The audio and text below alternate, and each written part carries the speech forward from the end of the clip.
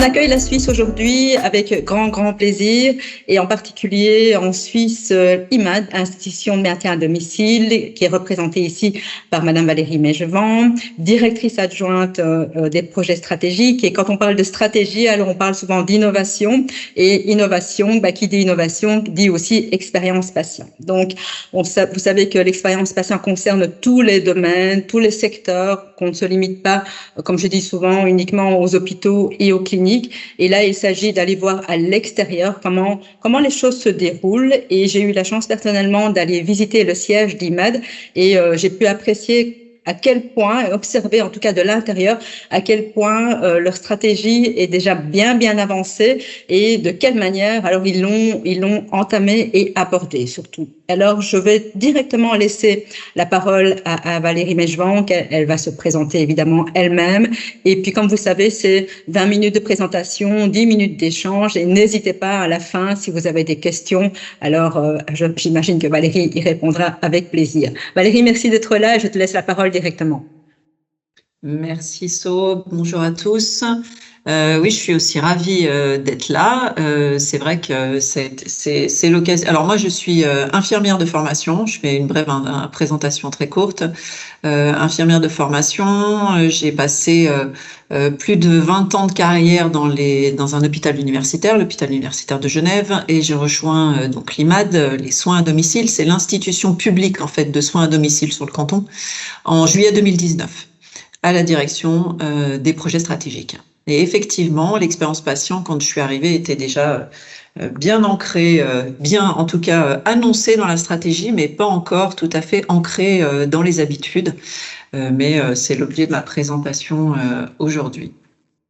Donc, on y va.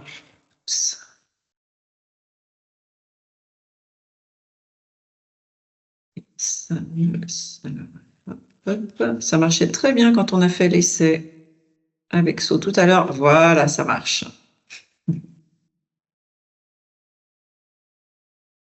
Je ne vous vois plus. Oh mince, non.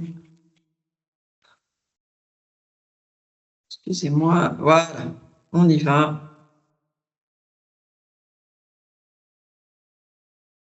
Alors, un sommaire assez classique. Je vous présente quand même l'IMAD en préambule. Parce que voilà, c'est aussi une organisation particulière. On est en Suisse, voilà, donc c'était important pour moi de faire un petit point de situation. Ensuite, l'enjeu du partenariat patient dans le développement d'une stratégie institutionnelle. Je suis à la direction des projets stratégiques, donc forcément c'est relié. Et puis, concrètement, voilà, en partant des leviers d'une bonne expérience patient, j'ai essayé de vous présenter concrètement, nous aujourd'hui, comment ça se passe, et puis évidemment un temps d'échange ensuite.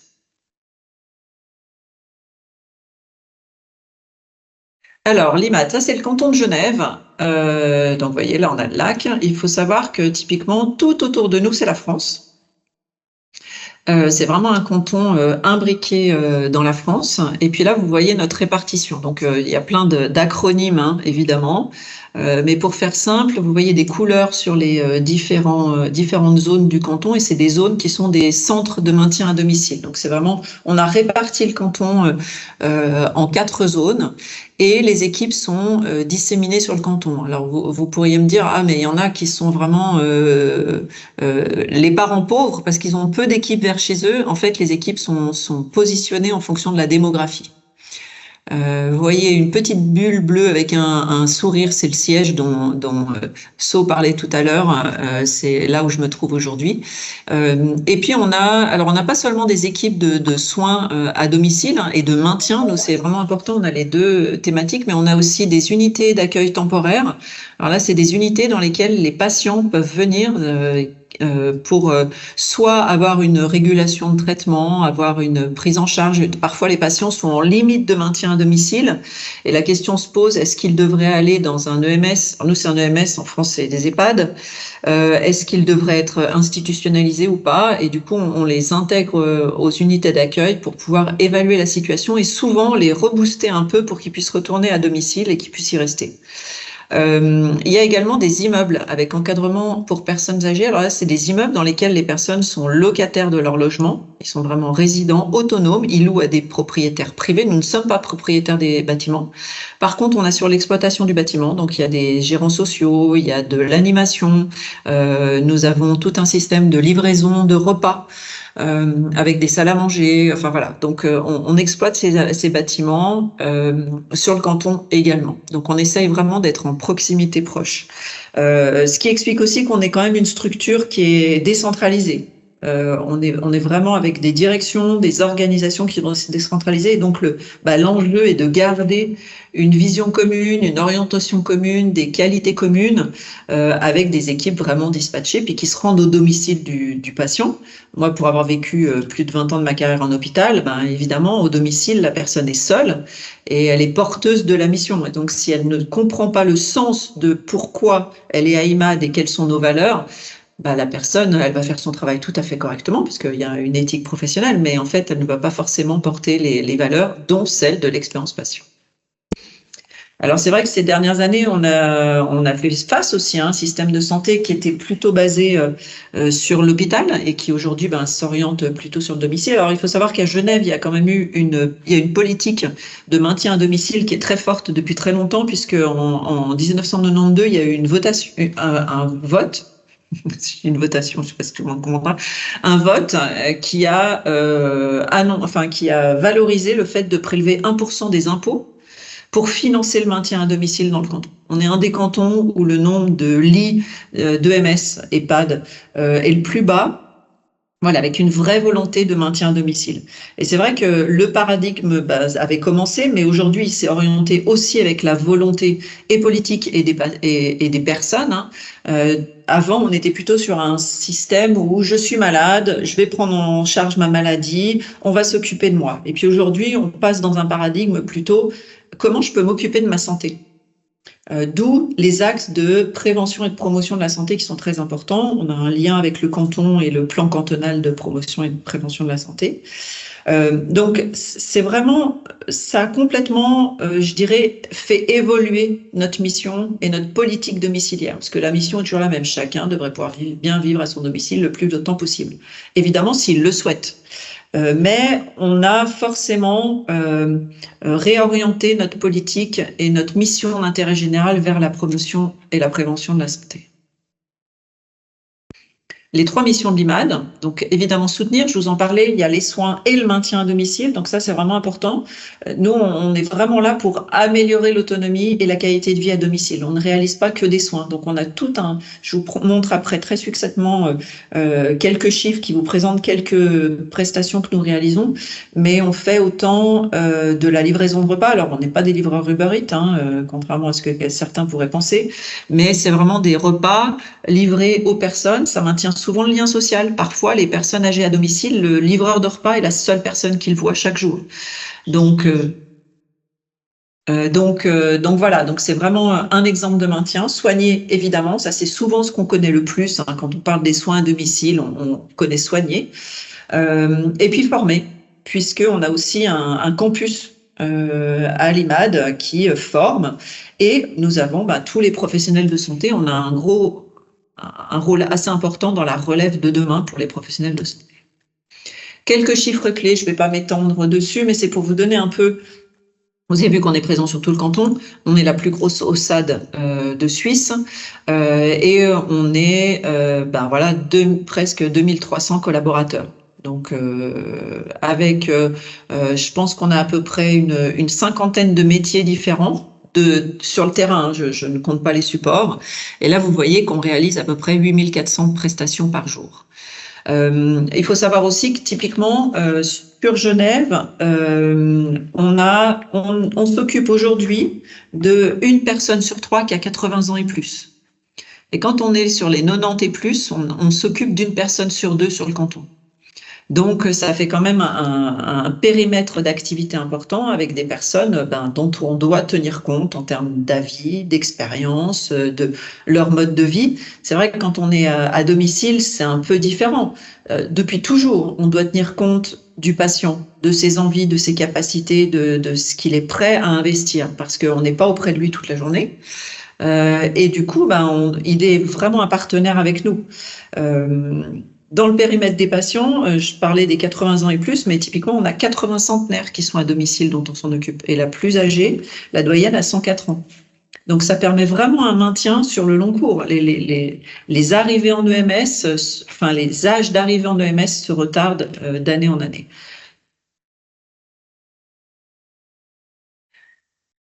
Alors, l'enjeu du partenariat dans le développement d'une stratégie institutionnelle. C'est vrai que ça a été... Là, vous avez la construction de notre plan stratégique qui est en cours, qui court encore toute cette année. On est en analyse des résultats de cette stratégie pour projeter le prochain plan. Mais on est parti du principe que pour développer l'importance de l'expérience patient, l'intégration du partenariat avec le patient dans nos activités au quotidien, au-delà de ce qui se fait déjà, je dirais par essence en tant que professionnel de santé, il fallait d'abord rentrer dans une logique de partenariat également, de co-construction avec les collaborateurs. Et là, vous voyez vraiment toute la démarche de co-construction du plan stratégique avec les collaborateurs. L'idée, dans une structure de soins qui quand même historiquement est plutôt très hiérarchisée, très structurée top-down, ça a été de se dire, OK, comment on peut faire quelque chose de vraiment collaboratif? Je dis volontairement pas participatif, parce que parfois participatif, ça va pas si loin. Là, c'était vraiment comment chacun peut s'impliquer. Et vous voyez les petits bonhommes qui s'agrandissent petit à petit au fur et à mesure. Plus ça allait, plus on a intégré les collaborateurs. Il y a quasiment 70% des collaborateurs qui ont participé à la création de ce plan stratégique, avec des actions vraiment très, très pragmatiques qui leur parlaient et qui, du coup, pouvaient vraiment, je dirais, porter les valeurs que dans notre plan stratégique, on a les valeurs d'autonomie, de responsabilisation. Ce travail aussi préparatoire stratégique a aidé. Et finalement, était une des bases du fondement de, OK, au quotidien, l'expérience patient, elle est importante et elle doit être importante pour tous. Et du coup, on s'est dit, OK, il faut d'abord changer le mindset des collaborateurs à tous les niveaux pour pouvoir ensuite développer et déployer le concept d'expérience patient. Donc, notre stratégie, ça a été 3 moteurs. Et vous voyez que dans le plan stratégique, là, c'est des extraits du plan stratégique. On avait 9 objectifs stratégiques qui englobent le ensemble. Et vous voyez que dans le ensemble, il y a et les clients et les partenaires. Donc, ça a été vraiment se dire comment on peut se projeter pour demain en collaboration, en partenariat avec le patient. Et puis, vous voyez bien que dans les 3 moteurs de notre stratégie, un des moteurs essentiels, c'est quand même l'état d'esprit. Et dedans, on annonce bien le patient, les partenaires, le médecin, qui sont nos partenaires. Aujourd'hui, moi, quand je suis arrivée en 2019, ce plan stratégique venait d'être abouti, et donc il fallait le déployer. Et il y avait donc, vous voyez très clairement, partenariat qui était déjà fortement mentionné. Mais par exemple, dans les projets, quand je suis arrivée en 2019, dire on va demander à un patient partenaire de pouvoir venir intervenir dans le projet, de pouvoir le questionner, ça n'existait pas. Les gens n'étaient pas contre, mais en fait, ça ne venait même pas à l'esprit des gens. Et puis, tout au long de ces années, la culture a commencé à s'activer. Et aujourd'hui, il ne se passe pas un projet, on a en ce moment 44 projets stratégiques en cours, il n'y en a pas un qui est avec forcément un impact sur les prestations des patients sans qu'on me dise « Ah, on aurait besoin d'un patient partenaire. Comment on peut interroger les patients? Est-ce qu'on peut faire un questionnaire? Est-ce qu'on peut faire des entretiens ?» Voilà. Donc, on a voulu, avant de monter une structure qui pilote et suit l'expérience patient, on a voulu inculquer ça dans la culture et la philosophie de prise en charge. Alors, on avait une volonté, comme je disais, dans le domiciliaire, depuis toujours, le patient, il est notre partenaire. On ne peut pas faire autrement. Lui et les proches, parce que nous, on n'a pas que l'expérience patient, on a aussi l'expérience des proches, qui est indispensable. Mais il fallait que ça aille plus loin dans l'entièreté de nos activités. Et puis, il y avait notre volonté, il y avait notre envie, mais il y avait aussi des enjeux externes. Le virage ambulatoire. Le virage ambulatoire, les patients, ils sortent des structures hospitalières, ils changent de cadre. Donc, on a dû mettre en place des itinéraires cliniques, des parcours de prise en charge. Et faire des parcours de prise en charge sans intégrer les patients pour voir, justement, de quoi seront-ils capables et de quoi ils auront envie à leur domicile. Donc il y a eu vraiment un enjeu de renforcement de la place du patient dans le développement de notre stratégie. Vous voyez la détection des fragilités. Oui, les patients, vous voyez le périmètre d'âge. Alors, on a des patients enfants hein, aussi. On suit des patients, il y en a certains, on les suit sur tout au long de leur vie. On a des adultes actifs, handicapés. Enfin voilà, donc on a des gens qu'on suit vraiment au long cours. Mais comment on peut les mobiliser et se servir de leurs expériences, de leur vision de leur maladie chez eux? Parce que ben voilà, on dit hein, dans l'expérience patient, c'est les meilleurs experts de leur vie de la maladie, mais là en plus on est chez eux, donc on ne peut pas faire sans eux, on ne peut pas. Mais ben voilà, les enjeux externes nous ont aussi poussé à aller un peu plus loin et sans doute un petit peu plus vite. Concrètement, alors quand on se pose un peu sur qu'est-ce qui peut faire en sorte que l'expérience patient soit satisfaisante pour lui, il y a un certain nombre de leviers. Donc là, j'ai voulu finalement reprendre certains leviers et puis mettre en face ce que nous avons finalement mis en place avant même d'avoir une structure qui pilote et structure et suit l'expérience patient. Donc, on a l'accès aux soins, entraîne souvent une expérience patient plutôt satisfaisante. Nous, on a une obligation d'admettre 7 jours sur 7 et 24 heures sur 24. Donc, étant une OSAT privée, publique, on a, contrairement aux OSAT privées, l'obligation d'admettre. On est sur délégation du canton, donc tous les patients, quelle que soit leur situation financière, quelle que soit leur lourdeur, nous les prenons en charge. Donc ça, c'est quand même un premier gage d'une expérience patient satisfaisante. L'implication du patient dans les décisions, j'en ai parlé juste avant. C'est sûr que nous, aujourd'hui, on ne peut pas, déjà dans notre métier au quotidien, ne pas impliquer le patient.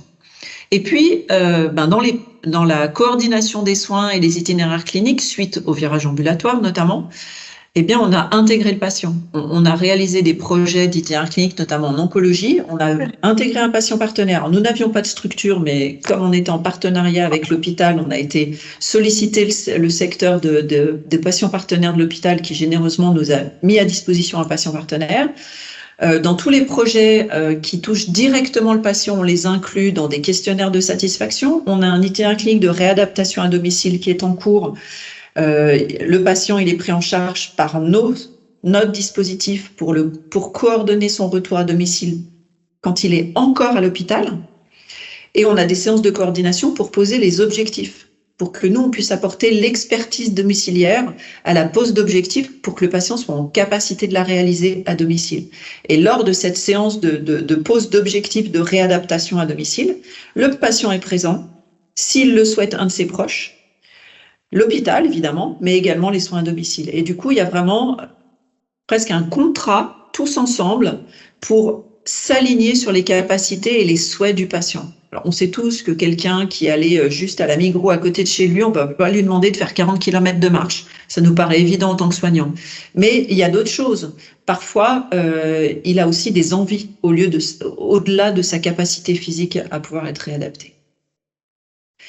L'information et la relation avec les proches et le patient, nous, c'est notre quotidien. Alors, évidemment que comme tous, il y a toujours de l'amélioration continue à avoir. Dans la direction des projets stratégiques, il y a aussi la qualité. Il y a aussi un service d'innovation. So en parlait de l'innovation. On a et l'expérience patient, et l'innovation, et la qualité. Et c'est assez, pour moi, ils sont assez indissociables. Coordination, évidemment, on est au centre du réseau de soins. Le patient doit coordonner aussi avec son médecin traitant, mais aussi avec d'autres structures. Nous, on n'a pas de physiothérapeute à l'IMAD, on doit se coordonner avec le physiothérapeute. Parfois, on se coordonne aussi avec les proches aidants, avec d'autres structures, des associations. On travaille énormément au sein du réseau, donc avec les associations. Et puis, facilitation de la transition, ça j'en ai parlé au travers des projets dont je vous ai parlé, là, d'itinéraire clinique, mais également on a une mission d'intérêt général qui nous est donnée par le canton. On a des infirmières de liaison donc d'IMAD, qui sont à l'hôpital en permanence et qui du coup coordonnent et assurent le lien entre nous et l'hôpital quand c'est les patients dont on s'occupe qui vont à l'hôpital et réciproquement de l'hôpital vers chez nous pour anticiper, organiser, rassurer le patient aussi, lui assurer du lien avec son équipe qu'il connaît d'habitude. Donc ça lui évite de répéter tout ce qu'il déteste, de réexpliquer sa situation. On fait vraiment ce lien et ça c'est une mission qui nous a été donnée par le canton. Et maintenant, comme je disais, on a fait tout ça avant même de mettre en œuvre une organisation. Donc, depuis janvier 2023, la structure expérience patient est présente dans l'organigramme, dans notre organigramme de notre direction. Et maintenant, on est en train de travailler sur la structuration de l'organisation, mais là pour soutenir et amplifier la culture du partenariat. L'importance pour nous, ça a été, comme on l'avait fait pour les projets durant la stratégie, c'était de se dire, OK, on ne part pas d'une page blanche. On ne part pas de rien. Il faut valoriser en même temps ce qui a déjà été fait, ce qui participe à cette expérience positive du patient. Mais il va falloir quand même étendre la culture et la développer.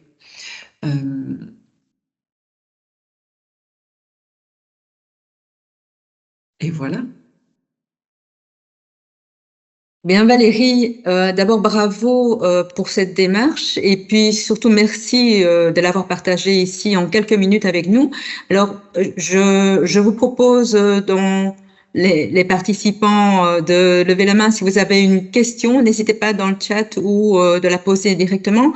Moi, en attendant que les questions éventuellement arrivent, je voudrais que tu nous précises entre le moment finalement, tu l'as dit, en 2019 quand tu es arrivé, il y a eu ce plan stratégique qui est déjà profilé et puis qui était donc vraiment une préparation de vos partenaires professionnels. Alors dans cet aspect-là, sur cet aspect-là, vraiment une préparation de vos partenaires professionnels à travailler différemment finalement. Et donc entre 2019 et aujourd'hui 2024, quelle a été la période qui a nécessité, quel a été ce temps utile pour que justement les partenaires professionnels puissent s'engager avec des partenaires patients?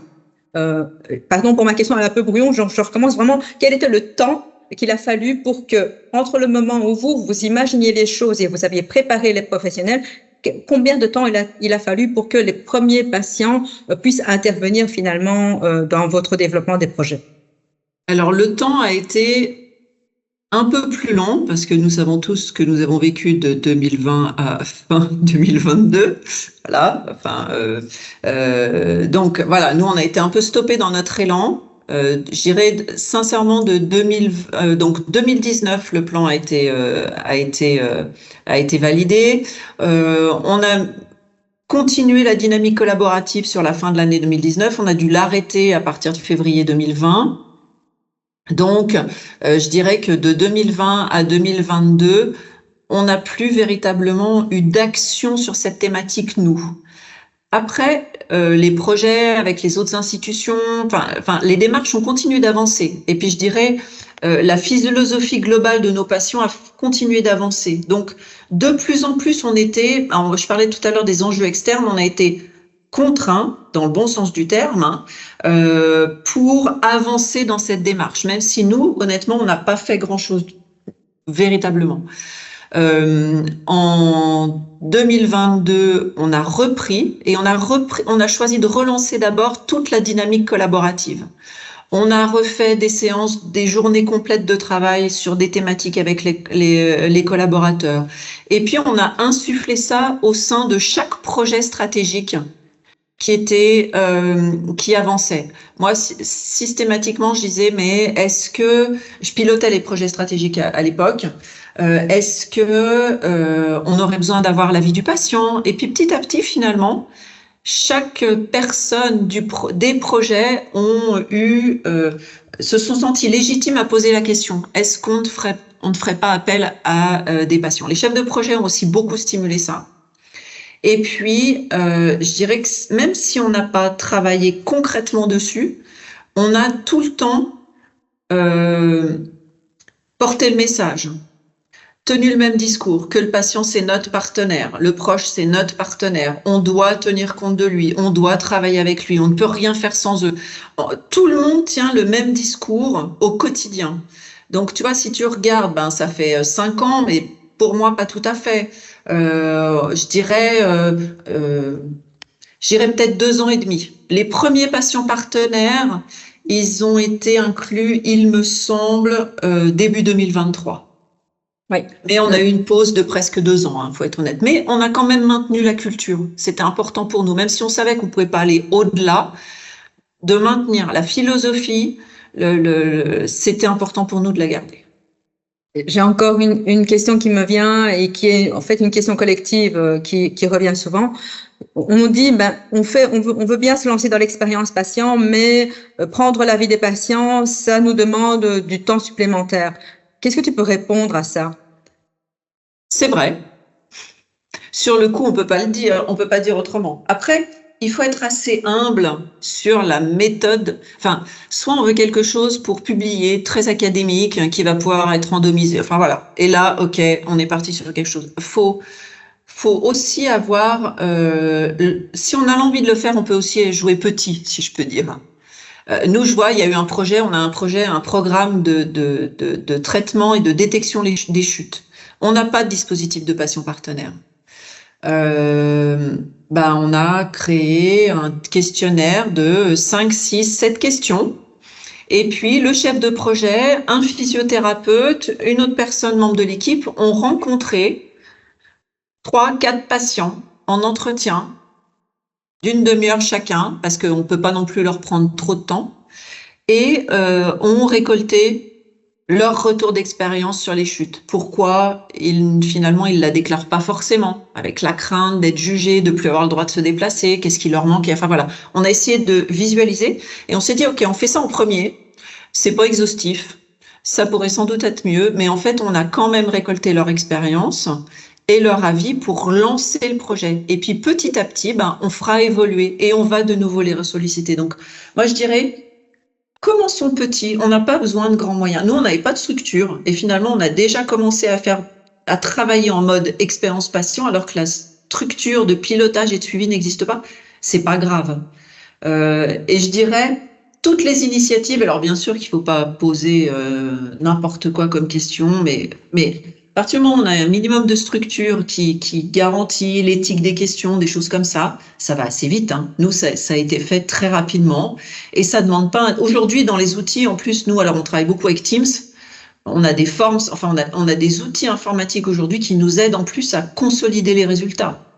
Ce qui est le plus long, c'est le non structuré, évidemment, mais c'est tellement riche. Donc, commençons doucement.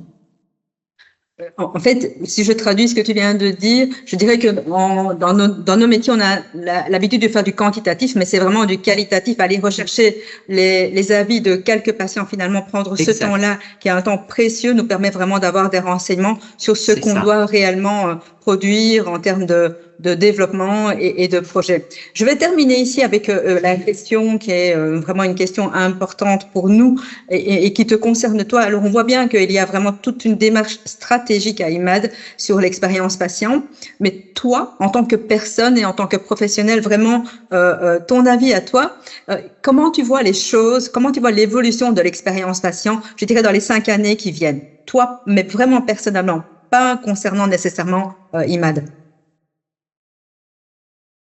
C'est quelque chose qui est indispensable. C'est-à-dire que c'est quelque chose, on va de toute façon être contraint. On voit, moi je suis une patiente aussi, potentiellement, et clairement, il n'y a plus aucun patient qui accepte aujourd'hui d'être pris en charge sans qu'on écoute ce que lui il en pense finalement. Alors on parle souvent que oui, mais parce qu'il y a la révolution technologique, mais il n'y a pas que. Il y a aussi, les gens ont besoin d'être entendus, d'être écoutés, d'être partie prenante. Donc pour moi, l'expérience patient, quand j'en ai entendu parler il y a 7 ans avant, donc avant que j'arrive ici, c'était partenariat patient. C'était le partenariat patient, comment on peut inclure des patients partenaires. Et je vois déjà comme on a évolué vers tout ce qui englobe l'expérience patient.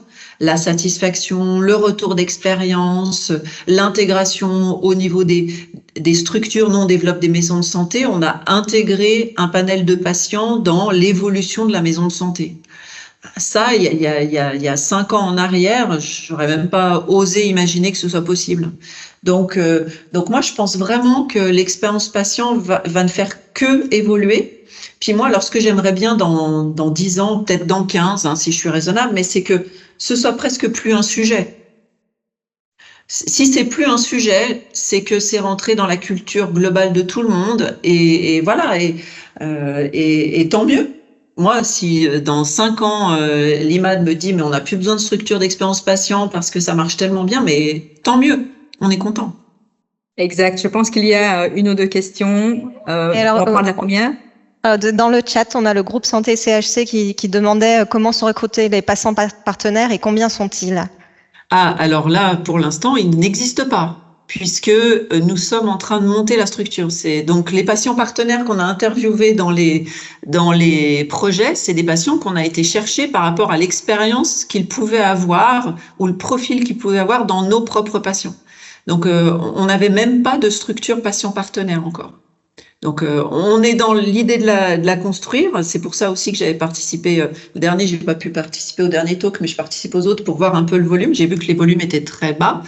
Donc, aujourd'hui, on n'en a pas. Et je saurais pas dire combien il y en aura parce que je suis pas arrêtée sur un chiffre précis. J'avais vu une autre main levée, mais je ne la vois plus. C'est Monsieur Meucli, je crois. Est-ce qu'il y a une autre question? Ah oui, effectivement, Monsieur Meucli. Bonjour, oui, c'était la mienne, je l'avais baissée après. Merci beaucoup de toutes ces informations. C'est intéressant. Nous essayons de faire la même chose. Nous le faisons depuis un moment avec effectivement des patients partenaires dans les copiles. Par défaut, ils en font un. Maintenant, pour ne pas mettre un patient partenaire dans un comité de pilotage, chez nous, il faut une bonne raison. Maintenant, comme vous dites, c'est une évolution culturelle. Et récemment, quelqu'un m'a dit la culture d'entreprise, c'est ce qu'on dit quand le patron n'est pas là. Je trouvais assez joli. Et ce que vous avez comme particulier dans le maintien à domicile, quand même, c'est la solitude des gens, n'est-ce pas, qui sont tout seuls et qui portent la mission sur leurs doigts alors qu'ils sont tout seuls. Et pas tout le monde peut cheminer suffisamment rapidement avec cette culture. Il y en a qui savent encore mieux ce qu'il faut au patient que le patient lui-même. Et puis maintenant, on veut brosser les dents. Enfin, c'est ce genre de bêtises qu'on disait à l'EMS il y a 20 ans et ma foi qu'on continue à dire. Est-ce que vous avez des ateliers peut-être un peu ouverts sur l'évolution culturelle où les gens peuvent apporter leur doute ou leur malaise, parce que la posture change. Hier, j'étais l'expert, aujourd'hui, c'est le partenaire, mais il faut que je reste l'expert, et tout ça est minuté. J'entends, c'est compliqué pour les gens. Alors ça, on n'a pas pour l'instant, mais nous, on a une direction des pratiques professionnelles qui est l'équivalent, si je peux faire un pendant dans les milieux hospitaliers, d'une branche d'une direction des soins qui est garant des bonnes pratiques professionnelles, alors techniques, mais aussi du savoir-faire et du savoir-être. Et donc, je travaille en partenariat avec cette directrice pour qu'on monte justement des éléments qui vont porter ce nouveau savoir-faire finalement professionnel qui, pour une quantité de personnes, n'est pas du tout, comme vous le dites, inné, et on n'a pas été formaté comme ça quand on a fait nos études. Donc, pour l'instant, on les a pas, mais effectivement, on a l'ambition de faire ça. Sachant qu'on a un campus interne, donc c'est vrai qu'on a aussi un dispositif autour, je dirais, pédagogique et d'accompagnement. On a aussi un centre de simulation. Donc, on peut vraiment mettre les gens en simulation avec un patient dans un appartement. On a un vrai appartement là au siège, comme chez le patient. Alors pas tous évidemment, mais qui nous permet d'avoir ces ateliers. Mais effectivement, c'est le plus difficile, comme vous le dites, c'est de garantir avec des gens qui sont à distance. Merci. Merci beaucoup, merci Valérie pour ces ajouts supplémentaires. On va achever ici, comme on l'a dit, on tient toujours un timing qui est serré. Vraiment merci à tous d'être là, d'avoir été présents. On fait une pause ici pour l'été, donc juillet et août, il n'y a pas d'SPX Talk parce que pour les raisons évidentes de vacances, etc. On reviendra en septembre avec un programme qui sera booké pour toute l'année, donc fin 2024 et je dirais 2025. Donc, merci à tous. Profitez de ces vacances si on ne se recroise plus d'ici. Et aussi, les autres épisodes sont disponibles sur notre site. Donc, pour ceux qui n'ont pas pu participer, c'est vraiment le moment d'aller les revisionner de cette façon-là. Et puis, alors, vous savez tous que si vous avez la possibilité, nous verrons alors en réel en octobre parce que c'est le colloque international de SPI qui se tient cette année à Barcelone sur 3 jours, le 8, le 9 et le 10 octobre. Merci à tous, bonnes vacances pour ceux qui commencent à entamer les vacances et à très très bientôt.